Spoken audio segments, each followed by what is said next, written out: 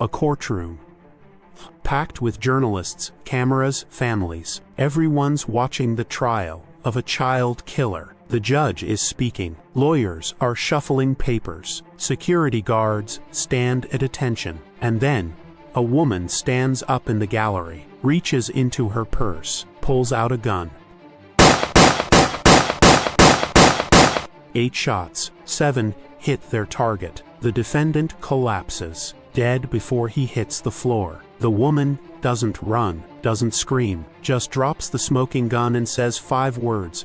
"I did it for you, Anna." This isn't fiction. This happened. March 6, 1981, Lübeck, Germany. A mother executed her daughter's killer in front of dozens of witnesses and live television cameras. And when police arrested her, she smiled. The nation was divided. Some called her a hero. Others called her a murderer. Even today, more than 40 years later, millions of people say they would have done the exact same thing. But here's what nobody tells you about this case. The full story is so much darker, so much more twisted than you can imagine. And that woman, she wasn't crazy. She was calculated, because she knew something the rest of the world didn't know yet. The system had already let that monster kill before. Right now, before we dive deeper, hit that subscribe button and smash the like. Drop a comment telling me where you're watching from.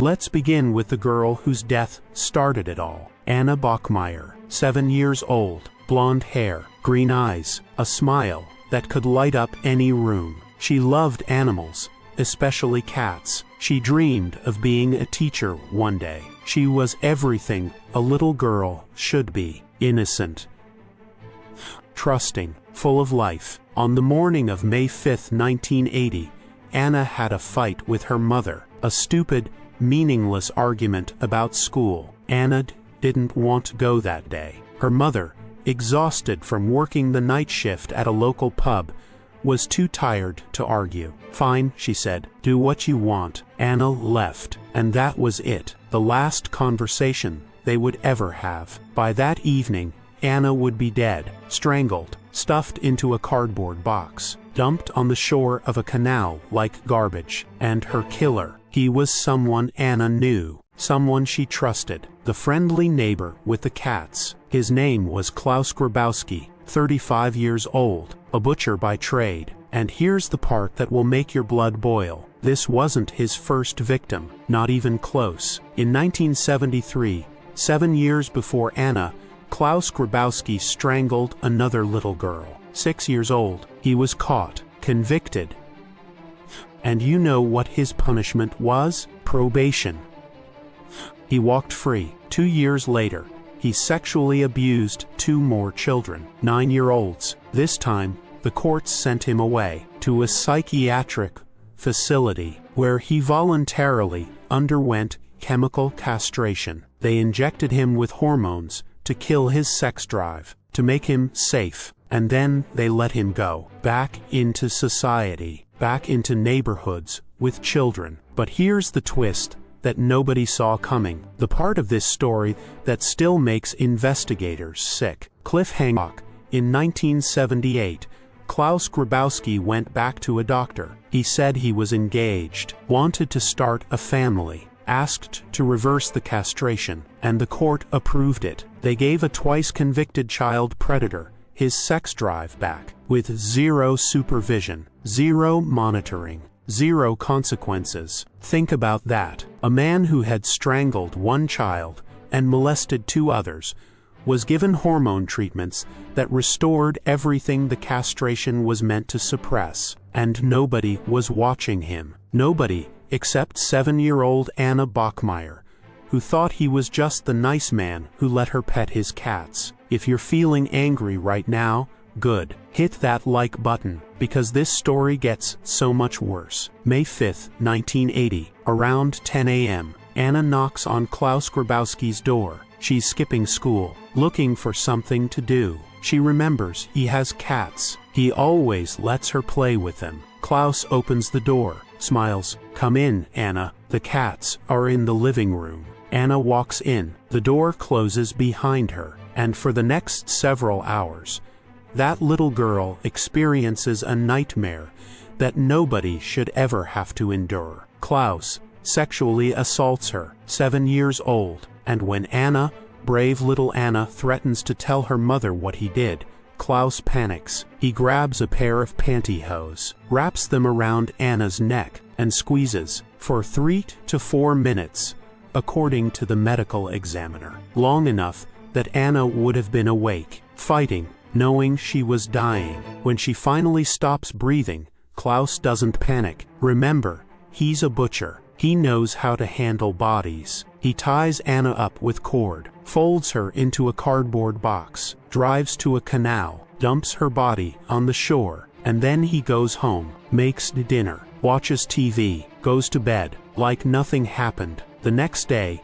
his fiancée comes home from work early. She finds something, blood on the floor, Anna's jacket, shoved under the bed. She confronts Klaus, and he confesses, just like that, tells her everything. Now here's a question for you. What would you do if your partner confessed to murdering a child? Would you call the police immediately? Would you help cover it up? Would you pretend you never knew? Klaus's fiancée called the police, but not right away. She argued with him first for nearly 2 hours, according to later testimony. 2 hours, while Anna's body lay in a box by the canal. Finally, she makes the call. Police arrive. Klaus is arrested at his favorite pub that same evening, casually drinking a beer like he didn't just murder a child. When Marianne Bachmeier hears her daughter's killer has been caught, she feels relief. Finally, justice. The system will work. They'll lock him away forever. She has no idea what's coming, 'cause Klaus Grabowski has a plan. A legal defense so vile, so disgusting,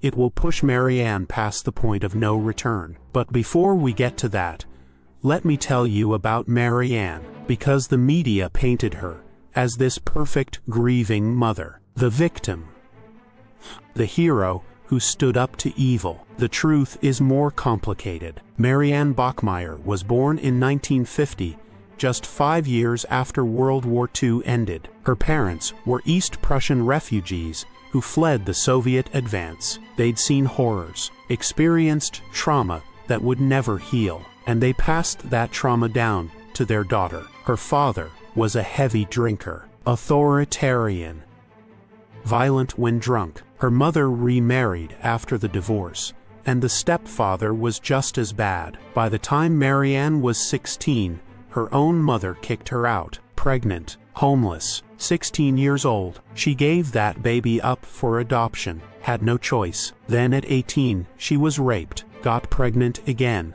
another child she couldn't keep. By 20, Marianne had learned one brutal lesson. The world doesn't care about you. Nobody's coming to save you. You're on your own. So when Anna was born in 1972, when Marianne held that baby girl for the first time, she made a promise. This one I keep. This one I protect. No matter what. She meant it. Even when it meant working night shifts at a pub. Even when it meant bringing Anna to work, letting her sleep in corner booths while adults drank and smoked around her. Even when friends whispered that this was no life for a child, Marianne did the best she could with what she had, and she loved Anna fiercely, desperately, with everything she had. But when Anna disappeared on May 5th, Marianne made a mistake that would haunt her. She didn't call the police right away. She waited.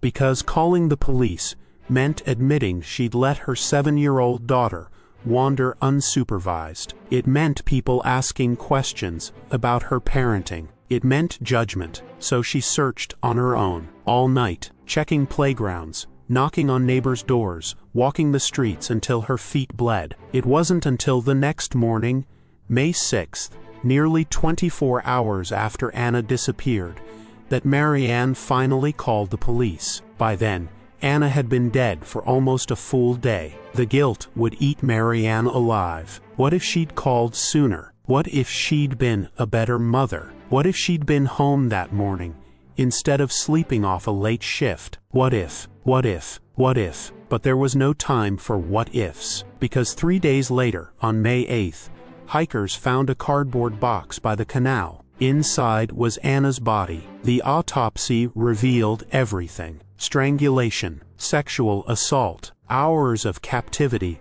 before death. The medical examiner said Anna would have been conscious for most of it. She would have known what was happening. She would have been terrified. When Marianne identified the body, something inside her broke. Not broke, shattered, completely, irreparably.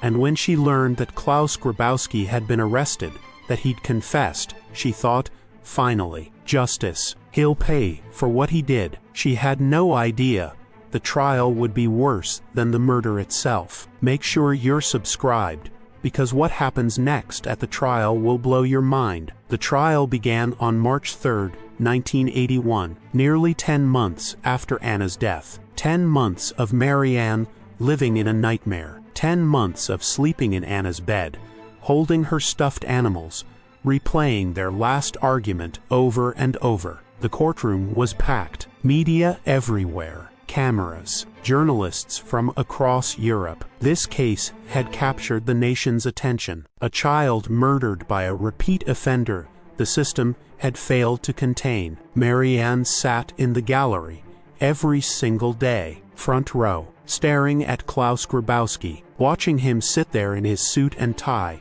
looking almost bored. The prosecution laid out their case. The evidence was overwhelming. Klaus had confessed. The forensics matched. There was no question he'd killed Anna. But then the defense stood up, and they unveiled their strategy. Klaus Grabowski, they argued, was not fully responsible for his actions. Why? Because of hormonal imbalances. The chemical castration in 1976 had messed up his body chemistry. The reversal treatment in 1978 had made it worse. He wasn't in control of his urges. It was the hormones' fault, not Klaus. The hormones. Marianne sat there listening to this, listening to lawyers argue that killing her daughter was basically a medical side effect. But that wasn't even the worst part, because Klaus Grabowski himself took the stand, and he told a story that would change everything. He claimed that Anna had tried to seduce him, a 7-year-old child. He said she'd been aggressive, sexual, that she'd threatened to lie to her mother about being molested unless he gave her money. Klaus Grabowski looked at the judges, at the jury, at the cameras, and said that a second grader had tried to blackmail him with false accusations of sexual assault. He painted Anna as a manipulative little temptress, and himself as the victim. Marianne heard those words, heard this monster destroy her daughter's memory, heard him turn Anna from an innocent child into a villain in her own murder. And something inside Marianne went cold, not hot with rage, cold, calculating, because she understood something in that moment. The system wasn't going to give her justice. The lawyers were going to find a way to excuse what Klaus did. The judges were going to show leniency because of hormonal imbalances. Klaus Grabowski was going to get a light sentence, maybe 10 years, maybe less. And then he'd be free again, free to hurt another child, free to live his life while Anna rotted in the ground. That night, March 5, 1981, Marianne made a decision. If the system wouldn't deliver justice, she would. According to a friend who testified years later, Marianne had been planning this for weeks. She'd practiced, gone to the basement under the pub where she worked, rehearsed drawing the gun, firing, making sure she could do it quickly. She wasn't acting in blind rage. This was premeditated, calculated, cold. On the morning of March 6th, Marianne woke up early. She got dressed carefully, did her makeup, styled her hair. She wanted to look put together, in control. She loaded the Beretta .22 pistol, 8 bullets, slipped it into her purse, and she went to court. Big twist: 50% mark 1830, Here's what most people don't know about that day. What the media never reported. What came out only years later in interviews. Marianne didn't just bring a gun to court. She brought two. A backup pistol was strapped to her ankle, and in her jacket pocket she had a note, a suicide note, because Marianne's plan wasn't just to kill Klaus Grabowski. Her plan was to shoot him and then shoot herself. Murder-suicide right there in the courtroom. She was going to join Anna. She was done with this world, done with the pain, done with living in a nightmare where monsters got second chances and children ended up in cardboard boxes. She was going to end it all. But something happened that she didn't expect. At 10 a.m., when court resumed,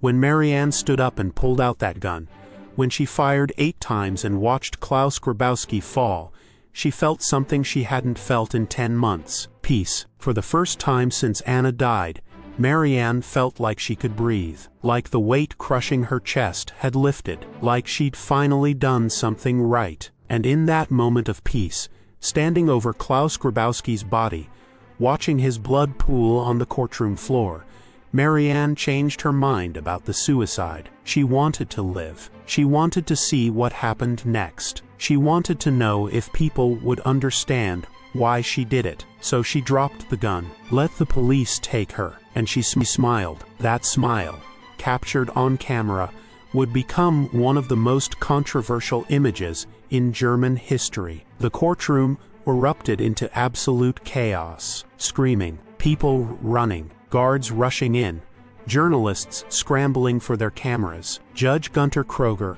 approached Marianne as police restrained her. "Why did you do this?" he asked. Marianne looked him dead in the eye. "I wanted to kill him because he killed my daughter. I wanted to shoot him in the face, but I shot him in the back. I hope he's dead." She was calm, eerily calm. Like she'd just completed a normal task, checked something off her to-do list. Killed daughter's murderer. Done. Marianne was arrested on the spot, charged with murder, led out of the courtroom in handcuffs while cameras flashed and journalists shouted questions. But something strange happened as news of the shooting spread across Germany, across Europe, across the world. People started sending Marianne flowers, letters, money.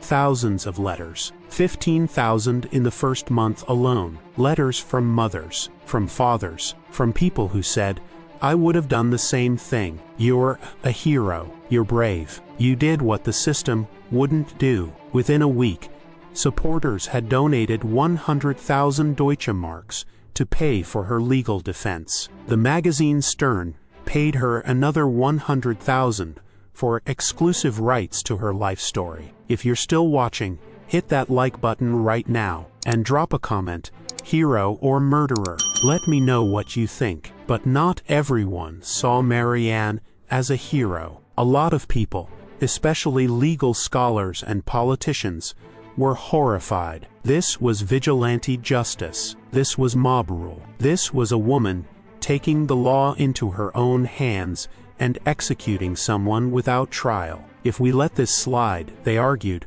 where does it end? Who gets to decide who deserves to die? What stops everyone from just shooting people they think are guilty? Germany was divided right down the middle. Some saw Marianne as a victim, driven to desperate action. Others saw her as a dangerous criminal who'd undermined the entire justice system. The debate raged for months, on television, in newspapers, in homes across the nation. And then Marianne's own trial began. November 2nd, 1982, Marianne Bachmeier stood trial for the murder of Klaus Grabowski. The charge was initially murder with intent. If convicted, she faced life in prison. But something interesting happened during the investigation. Prosecutors discovered something that changed everything. Remember how I said Marianne had planned this? How she'd practiced in that basement? How she'd brought 2 guns and a suicide note? Well, the prosecution couldn't prove any of that. The friend who claimed Marianne practiced never came forward officially. The suicide note was never found. The second gun didn't exist, or was never recovered. All the prosecution had was this: a grieving mother who sat through 3 days of horrific testimony, heard her dead daughter slandered, and snapped in a moment of overwhelming emotion. The defense argued this wasn't premeditated murder. This was a spontaneous act, driven by extreme emotional distress. Marianne had been pushed beyond human endurance. After 28 days of testimony, on March 2, 1983, the verdict came down: guilty, not of murder, of manslaughter, and illegal possession of a firearm. The sentence, 6 years in prison. Marianne showed no emotion when the verdict was read. 6 years for executing a man in cold blood in front of dozens of witnesses. 6 years for becoming judge, jury, and executioner. The public reaction was mixed. A 1983 survey found that 28% of Germans thought the sentence was fair, 27% thought it was too harsh, 25% thought it was too lenient. Germany was still divided. Marianne served 3 years, 3 years of her 6-year sentence. Released on parole in June 1985 for good behavior. 3 years. That's what her justice cost her. 3 years for 7 bullets. When Marianne walked out of prison, she tried to rebuild her life. She remarried a school teacher. They moved to Nigeria for his work, started fresh, far away from the cameras and the judgment and the constant questions. But the marriage didn't last. They divorced in 1990. Marianne moved again, this time